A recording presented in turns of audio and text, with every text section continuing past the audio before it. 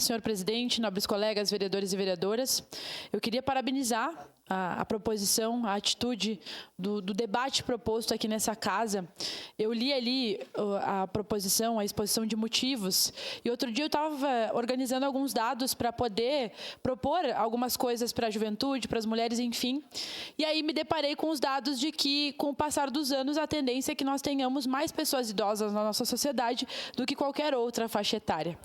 E aí, quando a gente para conversar sobre as fases da vida, porque me estranha quando alguém fala, eu não gosto de criança, eu não gosto de idoso. Para mim, isso é uma coisa que as pessoas deveriam repensar nisso, porque todos nós já fomos crianças e todos nós queremos chegar na fase da pessoa idosa. Eu, particularmente, quero poder ter o direito de chegar e ser uma idosa também aqui nessa cidade, mas vejo que a nossa sociedade subestima muitas vezes a juventude, superestima a juventude, mas também considera que a juventude não tem conhecimento suficiente para poder fazer as coisas. E quando as pessoas estão chegando na fase idosa, as pessoas são tratadas como descartáveis, vereadores. Como se a pessoa não tivesse mais utilidade nenhuma para a nossa sociedade, sendo que a pessoa a vida inteira teve as suas contribuições, independente de quais foram elas, e nessa fase precisa de um olhar diferente, porque precisa de cuidados, enfim, já tem uma idade avançada e precisa ter um olhar da sociedade e das políticas públicas para que essa fase seja respeitada, resguardada e para que a pessoa possa ter uma qualidade de vida.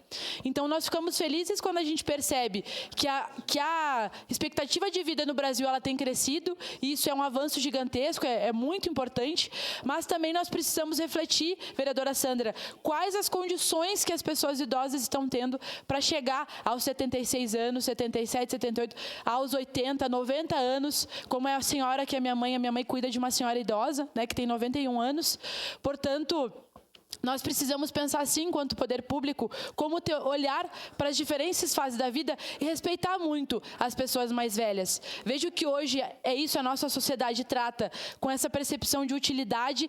Então, a partir do momento que a pessoa não trabalha mais como ela trabalhava antes, ela não serve mais para a sociedade. Poxa, mas que valores nós estamos construindo? Nós precisamos ensinar as nossas crianças, os nossos adolescentes, os nossos jovens a respeitar, sim, as pessoas mais velhas, que a gente possa ter uma convivência harmoniosa, que a gente possa aprender muito com as pessoas mais velhas. Então, eu tenho muito orgulho de ouvir, aprendo muito cotidianamente com as pessoas que, tanto da minha família, mas também com os vereadores e vereadoras que têm mais idade do que eu, as pessoas do meu partido, as pessoas da sociedade. Acho que é assim que a gente vai conseguir construir uma sociedade melhor. Quando nós, jovens, pudermos contribuir com a sociedade, mas também considerando tudo aquilo que foi construído até então, toda a herança que os nossos avós, nossos avós nos deixaram e todo o conhecimento que existe, que são as pessoas mais velhas que trazem para a nossa sociedade. Então, meu respeito, meu apoio total a esse projeto.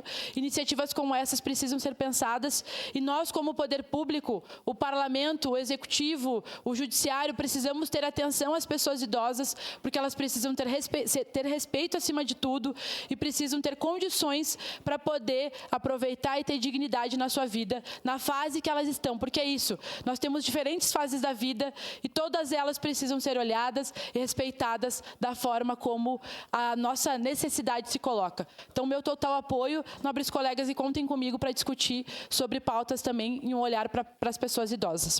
Peço a palavra. Obrigado, vereadora. Com a palavra...